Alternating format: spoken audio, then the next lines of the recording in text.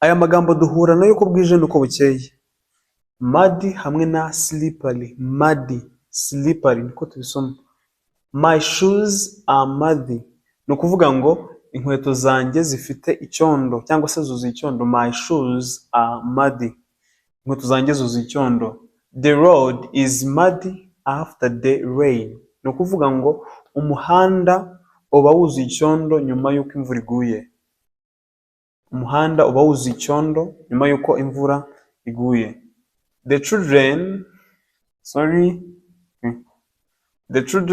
came home muddy.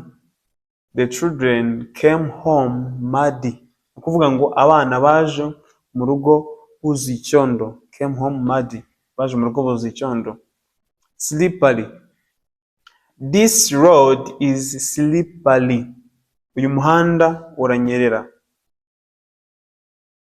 Be careful. Witonde. The road is slippery.